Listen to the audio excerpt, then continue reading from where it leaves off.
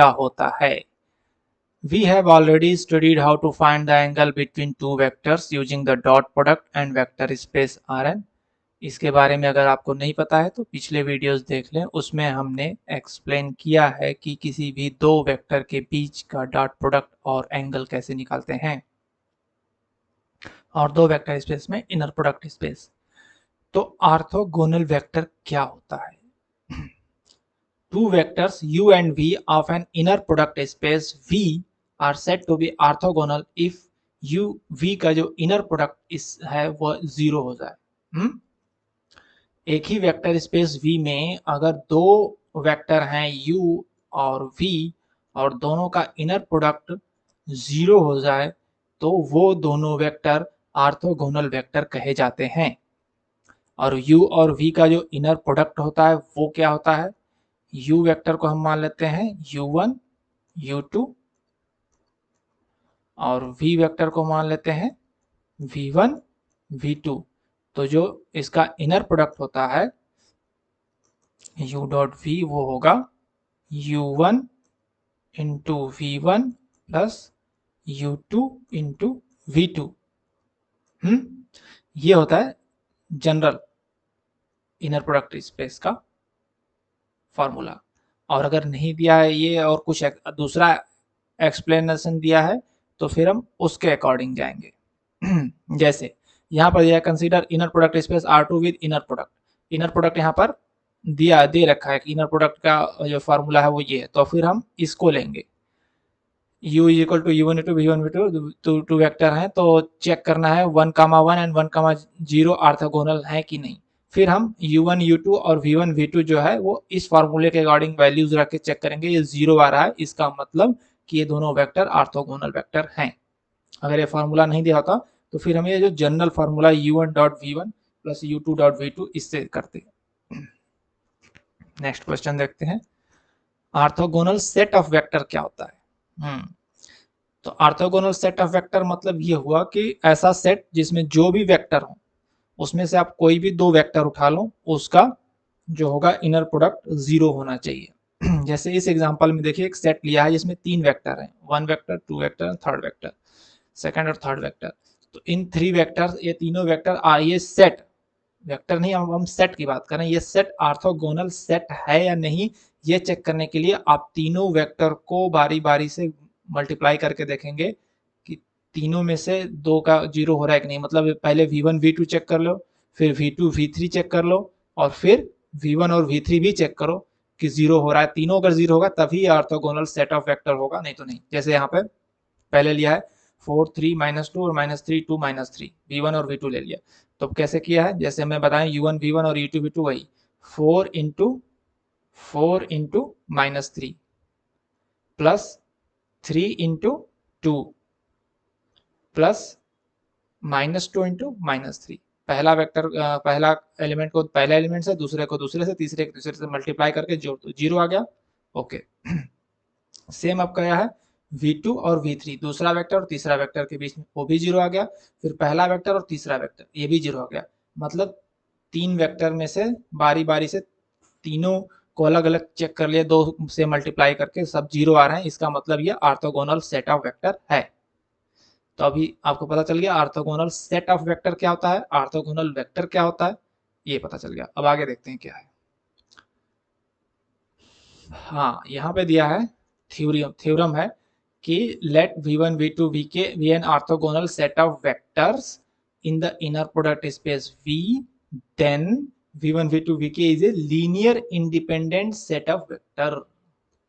अगर कोई सेट है ऑर्थोगोनल सेट ऑफ वेक्टर है और वह ऑर्थोगोनल सेट ऑफ वेक्टर है तो ये सारे वेक्टर जो होंगे वो लीनियरली इंडिपेंडेंट होंगे। ओके। और linearly independent set of vector से आपके दिमाग में क्लिक करना चाहिए एक और बात जो हम वेक्टर्स में पढ़े हैं कि एक बेसिस होता है जो कि लीनियरली इंडिपेंडेंट होता है। लेकिन बेसिस के साथ दो चीजें जुड़ी होती हैं, एक मैक्सिमल लीनियर इंडिपेंडेंट और मिनिमल स्पैनिंग सेट। ओके। तो वो चीज आता है कि ऑर्थोगोनल बेसिस। अब आ गया ऑर्थोगोनल सेट ऑफ वेक्टर आपने पढ़ लिया। अब ऑर्थोगोनल बेसिस क्या होता है? तो let V be an inner product space a basis consisting of mutually orthogonal vectors is called orthogonal basis. मतलब जो सेट है ऑर्थोगोनल सेट का, वो अगर बेसिस भी हो जाए तो ये ऑर्थोगोनल बेसिस कहा जाएगा। तो सेट क्यों होगा, सेट कब होगा, जब सेट तब होगा जब उसके सभी वेक्टर जो होंगे वो लीनियरली इंडिपेंडेंट होंगे एंड उनका डॉट प्रोडक्ट जो होगा वो 0 होगा। और बेसिस कब होगा, जो मैक्सिमल लीनियर इंडिपेंडेंट होंगे। मतलब इसमें अगर कोई दूसरा वेक्टर आप जोड़ दें तो वो इंडिपेंडेंट नहीं रहेगा, फिर वो डिपेंडेंट हो जाएगा। जो कि लिखा है कि we know that basis is a maximal linearly independent set and orthogonal set of vectors is already linearly independent, so orthogonal set is a basis precisely when it is a maximal orthogonal set. तो orthogonal set of vector basis तब होगा जब ये maximal orthogonal set होगा, मतलब उससे ज्यादा अब उसमें कोई दूसरा अगला ऑर्थोगोनल वेक्टर नहीं आ सकता। जैसे वो अगला ऑर्थोगोनल वेक्टर ऐड करेंगे वो सेट जो होगा डिपेंडेंट हो जाएगा, और ऑर्थोगोनल सेट वो सब इंडिपेंडेंट होता है। और जब मैक्सिमल इंडिपेंडेंट हो जाएगा तो वो बेसिस कहा जाएगा या मैक्सिमल ऑर्थोगोनल सेट कहा जाएगा। सो इफ डायमेंशन v का जो डायमेंशन n है, then orthogonal basis is a nothing but the orthogonal set of n vector. अगर वेक्टर का जो डायमेंशन n है तो ऑर्थोगोनल बेसिस में n वेक्टर होंगे। क्यों होंगे, क्योंकि n वेक्टर उसमें होंगे, क्योंकि उसका डायमेंशन n है तो बेसिस भी n होता है, इसलिए n वेक्टर उसमें होंगे। Let's see some example of orthogonal basis. The standard basis of an inner product space Rn with respect to the dot product.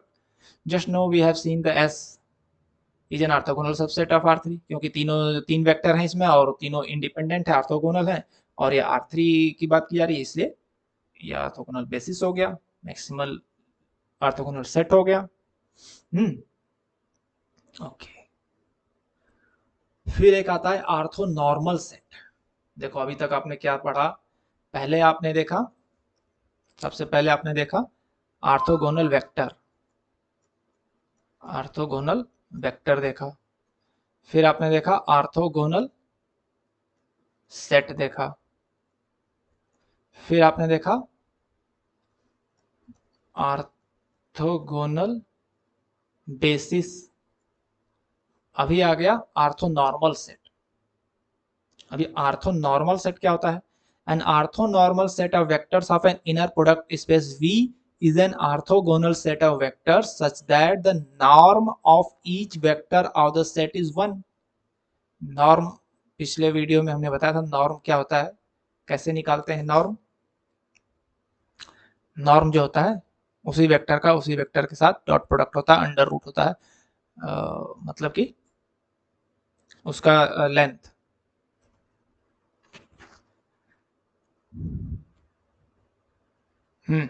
तो orthonormal set of vectors of an inner product space V is an orthogonal set of vector which such that the norm of each vector of the set is 1।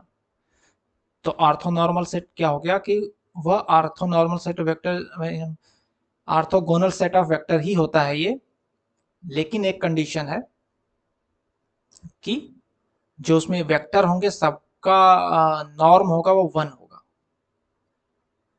Orthogonal set क्या होता है, जिसमें सारे vector का dot product जो है वो 0 हो जाए। और ऑर्थोनॉर्मल क्या होता है, ऑर्थोनॉर्मल का मतलब कि सबकी लेंथ जो है उसमें 1 हो, नॉर्म जो है 1 हो। तो ये कैसे आएगा देखते हैं।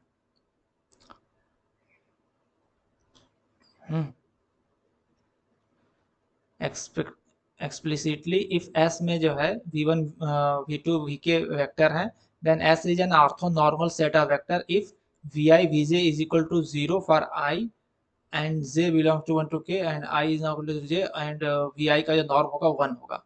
मतलब ऑर्थोनॉर्मल सेट बनाने के लिए पहले तो किसी भी दो वेक्टर का डॉट प्रोडक्ट 0 हो जाए, ये हो गया कंडीशन। और दूसरा कंडीशन हो गया कि जो नॉर्म Vi है वो 1 हो, सबकी जो यूनिट लेंथ है वो 1 हो। ऑर्थोनॉर्मल बेसिस क्या होगा, अब वही सेम हो जाएगा, an orthonormal basis N orthonormal set of vectors which forms a basis. जो कि मैक्सिमम नॉर्मल ऑर्थोनॉर्मल सेट हो जाए तो वो बेसिस हो जाएगा। An orthonormal basis is an orthogonal basis where the norm if each vector is 1। तो orthonormal ये भी कह सकते हैं कि ऑर्थोनॉर्मल बेसिस वो होता है जिसके जो एक ऑर्थोगोनल बेसिस हो, लेकिन कंडीशन ये है कि उसके वेक्टर का नॉर्म 1 हो। An orthonormal basis is a maximal orthonormal set in the inner product space. जैसे consider the R3 with the usual inner product and the set S। set S जो है हमारा, इसमें ये 3 वेक्टर हैं। then S forms an orthonormal basis of R3। Orthonormal basis ये होगा क्योंकि सबको 1/3 से डिवाइड करके इसका जो है 1 कर दिया है। कैसे 1/3 कैसे आया है? इसका देखो वेक्टर है 1 2 2, तो 1 2 2। अब इसका मुझे नॉर्म निकालना है। नॉर्म क्या होता है? नॉर्म क्या होगा? इसी वेक्टर का इसी वेक्टर के साथ में डॉट प्रोडक्ट होता है, तो अंडर रूट हो जाता है, और 1.1 यानी 1 प्लस 2.2 यानी 4 प्लस 2.2 यानी 4। तो ये क्या हो गया? 4 4 8 1 9 अंडर रूट 9। और ये होता है मॉड के अंदर में होता है, इसकी पॉजिटिव वैल्यू लेते हैं तो ये हो जाएगा 3। तो इसका नॉर्म आ गया 3। इसी तरह इसका भी नॉर्म 3 आएगा और इसका भी नॉर्म 3 आएगा। तो अगर हम 1/3 से डिवाइड कर दें तो 3 इंटू 1/3 क्या हो जाएगा? 1। तो अब इसका नॉर्म जो हो गया वो 1 हो जाएगा, इसका भी 1 हो जाएगा और इसका भी 1 हो जाएगा। तो अब ये जो सेट है ये हो गया ऑर्थोनॉर्मल सेट। अब चूंकि R3 की बात हो रही तो इसमें 3 ही हो सकते हैं वेक्टर इसलिए बेसिस में, इसलिए ऑर्थोनॉर्मल बेसिस भी हो गया। क्लियर? ओके, आगे चलते हैं। Obtaining orthonormal set from orthogonal set. अगर ये हमारा ऑर्थोगोनल सेट है तो उसमें उसके नॉर्म से, हर वेक्टर के नॉर्म से उसमें भाग दे देंगे तो ऑर्थोनॉर्मल सेट हमें मिल जाएगा। Orthogonality and linear independence. R2 दिया है with usual inner product and the orthogonal basis R2 का ये है। तो ऑर्थोनॉर्मल बेसिस निकालने के लिए आपको वही करना होगा, इसका नॉर्म निकालिए। 1 और 3 का क्या होगा? Under root 1 into 1 1 plus 3 into 3 9 under root 10 हो गया। अंडर रूट 10 से भाग दे दो तो ये नॉर्म इसका 1 हो जाएगा। इसमें भी अंडर रूट 10 से भाग दो तो इसका भी 10 आएगा। तो इसमें 1/√10 1 ये हो गया इसका ऑर्थोनॉर्मल बेसिस। सिंपल है। अब करें इंपॉर्टेंस ऑफ ऑर्थोनॉर्मल बेसिस का इंपॉर्टेंस क्या है देखते हैं। as we an orthonormal basis of inner product space V, let V then V can be written। Basis को है तो उसको हमें वेक्टर स्पेस से बेसिस से निकालना है तो उसमें स्केलर से मल्टीप्लाई करके बेसिस निकालते हैं। और क्वेश्चन देखते हैं। Consider two vector A and B in R5 then choose the set of correct option। A and B are orthogonal। Check कर लो A and B ऑर्थोगोनल है तो ऑर्थोगोनल के लिए क्या होना चाहिए? उनका डॉट प्रोडक्ट 0 होना चाहिए, यानी 2 into 3 6 plus 0 into something 0 plus 3 into -2 will be -6 plus 0 into something will be 0 plus 8 into 0 will be 0, 6 minus 6 will be 0। So these two are the orthogonal। A and B are not orthogonal। गलत। A minus B dot A is equal to 0 होगा या A minus B dot A is equal to 77 होगा। तो A minus B निकाल लो, क्या होता है पहले? A minus B यानी 2 minus 3 will be -1, 0 minus 2 will be -2, 3 minus -2 will be 5 and 0 minus 4 will be -4 and 8 minus 0 will be 8। और इसका निकालना है डॉट प्रोडक्ट A के साथ, यानी कि 2 0 3 0 8। तो 2 इंटू -1 विल बी -2 प्लस 0 है तो 0 हो जाएगा plus -2 into 3 will be -6 plus 0 into 0 0 8 into 8 plus 64। तो क्या हो गया? 64 माइनस 8 तो कितना हो जाएगा? 56। सॉरी कुछ गलत हो रहा है, देयर इज समथिंग रॉन्ग। -2 -6 और 8 into 8. Okay, so a minus b into a 20308 और a माइनस बी होगा -1 3 और -2 और 3 प्लस 5 ओके -4 एंड 8. ओके ठीक है, a माइनस बी ये हो गया डॉट a 20308. तो -1 -2 -200 5 और 3. ओहो 5 एंड 3 हमने मिस कर दिया. ये होगा 15 प्लस 15 यहाँ पे होगा और माइनस यहाँ पे 15 होगा. 5 इंटू 3 15. Okay and -4 0 64. तो ये हो जाएगा 13 हो जाएगा 77. Yes, this is correct. Choose a set equivalent. In an orthogonal set, the norms of all the vectors are equal. Orthogonal में इक्वल नहीं होता, ऑर्थोनॉर्मल में सबका 1 होता है, तो ये गलत हो गया. In an orthogonal set the vectors are linearly independent. Yes, this is right. Okay, option 3 है in an orthogonal set the vectors are linearly dependent. गलत है. Option 4, if the columns of an n cross n coefficient matrix A comprises the individual vectors of an orthogonal set in R to the power n, then there must be a unique solution of the system Ax is equal to b where Ax be a vector. हाँ, unique solution होगा. क्यों? क्योंकि coefficient matrix जो है ये orthogonal से सब linearly independent होते हैं. इंडिपेंडेंट होते हैं इसलिए उनका यूनिक सोल्यूशन होगा. If the columns of n cross n coefficient matrix A comprises the individual vector of an orthogonal set, then there is no solution. गलत है फिर.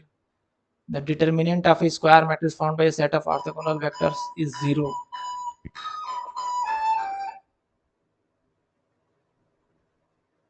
Oh, 1 minute. Yes sir. Yes sir. Okay. The determinant of a square matrix formed by orthogonal set is 0. No, 0 नहीं होगा क्योंकि सब linearly independent होते हैं.